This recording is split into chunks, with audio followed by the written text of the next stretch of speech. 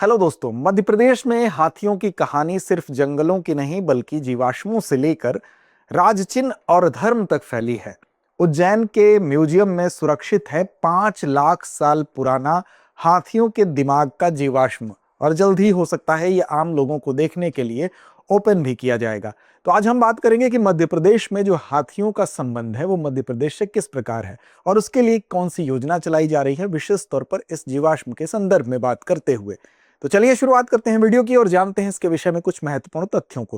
देखिए, सबसे पहले बात करें तो ये जो जिस हम प्रागैतिहासिक हाथी के मस्तिष्क के जीवाश्म की बात कर रहे हैं, ये किस क्षेत्र से पाया गया, सबसे पहले तो ये इंपॉर्टेंट है जानना।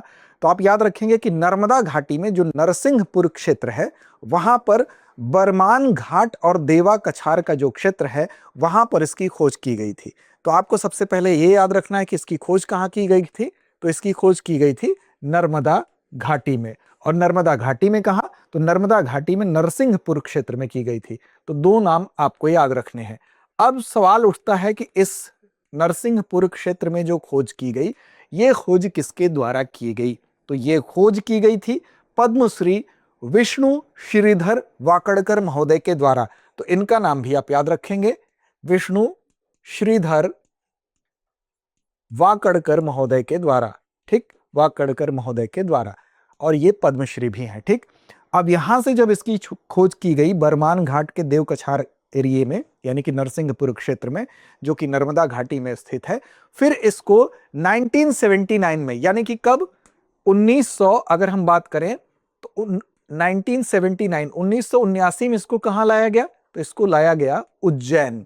तो आपको याद रखना है कि 1979 में इसको उज्जैन लाया गया, यानी कि इस जीवाश्म को उज्जैन लाया गया। अब सवाल उठता है कि जीवाश्म क्या है। तो आप जानते हैं कि कोई भी प्राचीन जीव होता है, कोई भी प्राचीन पौधा होता है या उसके अवशेष होते हैं, अगर एक लंबे समय तक भूगर्भीय परिस्थिति में रहते हैं तो उसको जीवाश्म कहा जाता है।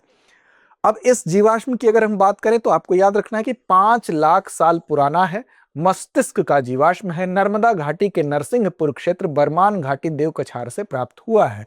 साथ साथ 1979 में उज्जैन लाया गया, वैज्ञानिक केमिकल ट्रीटमेंट के द्वारा सुरक्षित रखा गया है और उज्जैन के सम्राट विक्रमादित्य विश्वविद्यालय संग्रहालय में जीर्णोद्धार के बाद जल्द ही लोगों के लिए इसको प्रदर्शित भी किया जाएगा।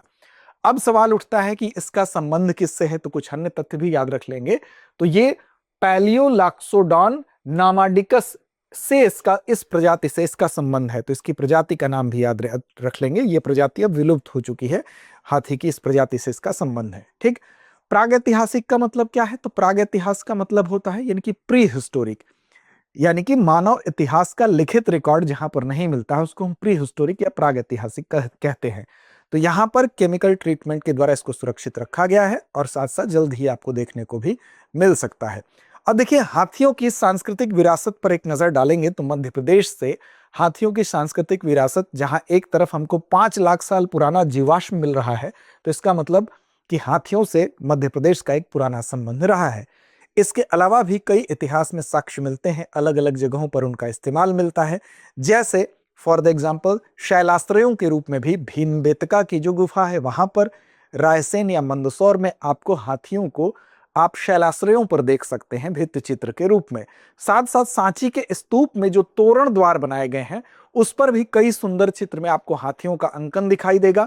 हाथी दांत की कारीगरी के लिए विदिशा भी आपको एक उदाहरण प्रस्तुत करेगा। इस तरह से राजसत्ता, शक्ति और समृद्धि के प्रतीक के रूप में भी हाथियों का इस्तेमाल हुआ है। जैसे कि गूढ़ राज चिन्ह के रूप में हाथियों का इस्तेमाल हुआ है, वहीं पर धार की मुद्राओं के ऊपर, वहां की जो मुद्राएं थी उनके ऊपर हाथी का चित्रांकन हुआ है। तो हम कह सकते हैं कि शैल चित्रों में प्राचीन सह अस्तित्व के रूप में हाथियों का चित्रांकन, धर्म और स्थापत्य में एक सांस्कृतिक चेतना के रूप में हाथियों का इस्तेमाल, राजसत्ता में शक्ति के प्रतीक के रूप में हाथियों का इस्तेमाल देखने को मिला है।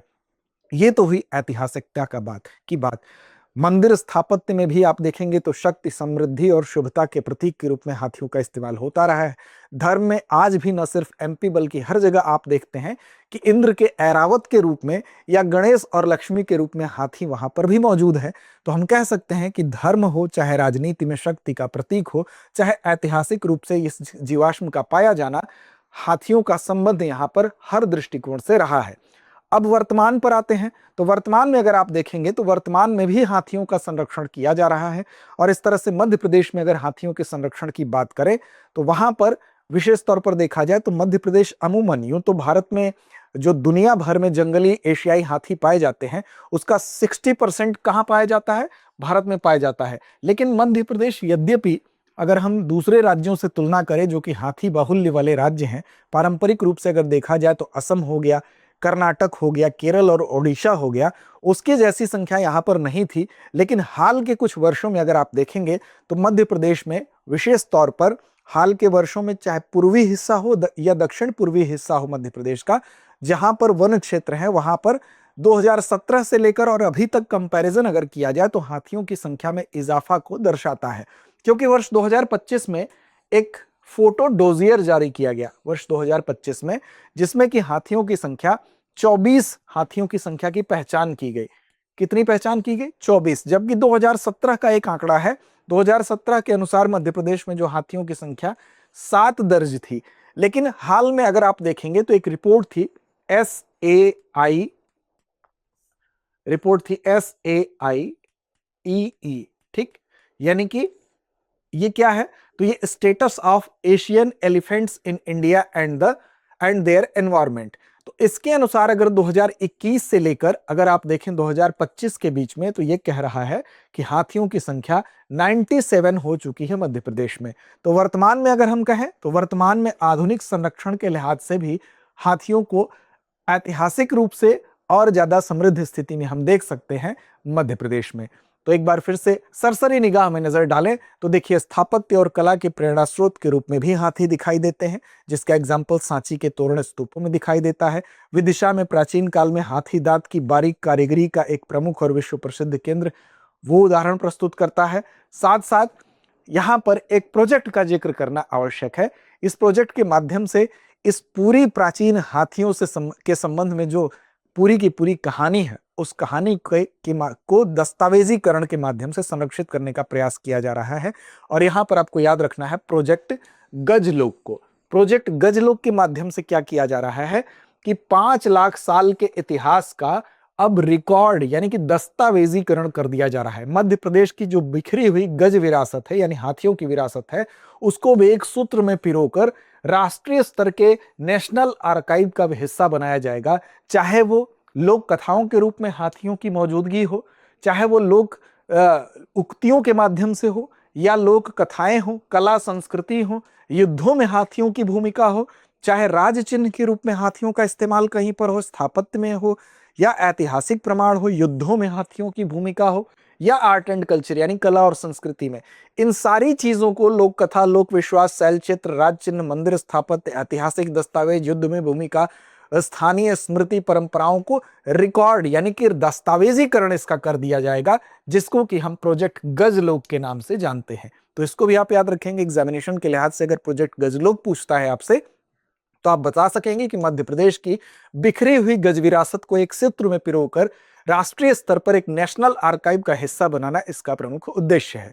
तो इस तरह से मौजूदा समय में चर्चा के कारण जरूर ये प्राचीन जीवाश्म है, 5 लाख साल पुराना जीवाश्म है, जिसमें कि हाथी का मस्तिष्क जो है वो संरक्षित रखा गया है, लोगों के लिए जल्द खोला जाएगा।